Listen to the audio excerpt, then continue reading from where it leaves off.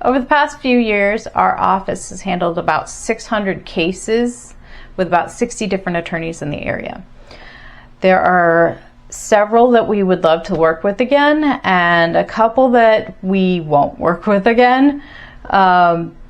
One of them went to jail, a few of them have retired, and some of them are just really bad at their jobs. So we have a spreadsheet that we keep on every attorney that we work with, where we keep track of how long it took to get paid with them and how difficult they are to work with. And one of the things that we try to do when somebody comes into the office, if we have a patient who's been injured and they don't know if they need an attorney or if they don't know which attorneys to call, we have a number of people that we do refer them to. We always have our preferences, and our preferences are based off of the attorneys who are going to behave the most professionally, the ones that the patient is able to get a hold of when they call, the ones that do get a settlement, the ones that get a good settlement for the patient who comes in. And really, when it comes to getting a good settlement, a lot of that goes back to whether or not you, the patient, showed up for your appointments. And so one of the things that we try to do here in the office is make every effort to accommodate your schedule within reason. I did have one patient ask if they could be seen at 5 o'clock in the morning. No, we're not getting here that early. Another had said that the time that would work best would be after 9 o'clock at night. We're not doing that either. We're going to accommodate reasonable schedule changes.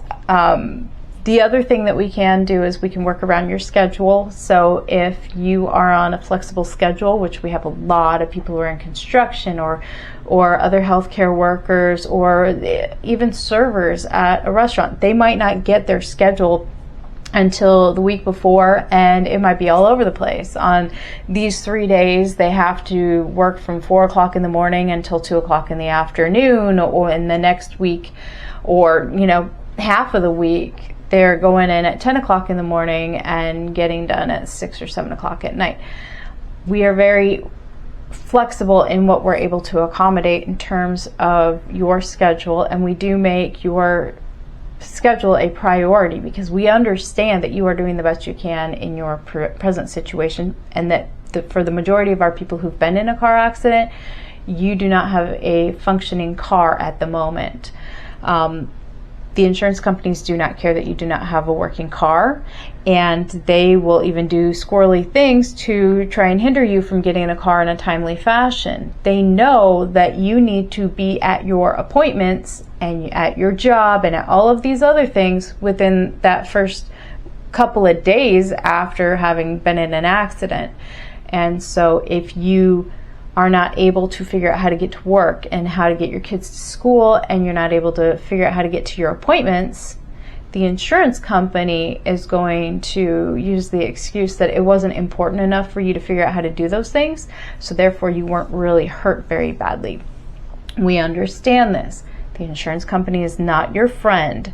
The insurance company will tell you that they're going to help you, but then you'll start to get very frustrated when you can't get a rental car, or they want to make you jump through all these hoops before authorizing whatever needs to be done in order for you to get the things you need done in order to get your car back and working.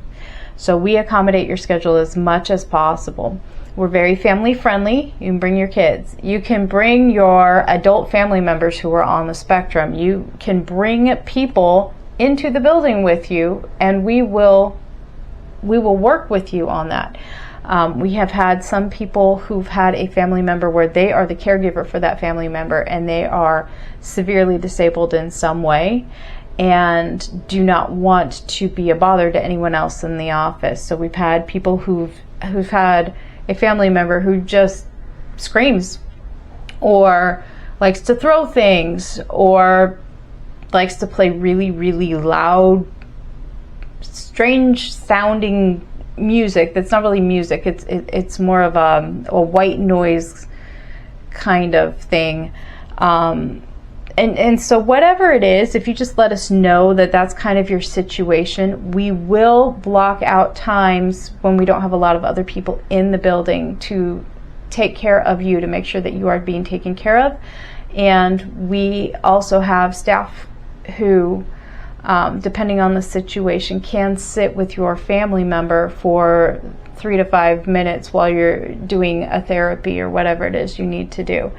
So that is something that we've done with to try and help make sure that you can make your appointments.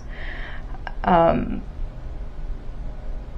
when it comes to getting a settlement and getting the care that you need to put your focus on getting the care that you need and doing what you need to do in order to get better. And again, if that involves bringing a family member with you, or getting a ride from someone else, or using Uber, whatever it is that you need to do to get to your appointments, that needs to be your number one priority. And that is going to be the number one thing that determines whether or not your attorney is able to put together a good packet of stuff to send to the insurance company. Some attorneys are very good at getting that packet together and having those discussions with the insurance companies, and some of them are not. So again, we have a number of attorneys that we've worked with, and we typically refer our people who don't already have an attorney to an attorney that we have an experience with, where the patients that we saw had a good experience with that attorney.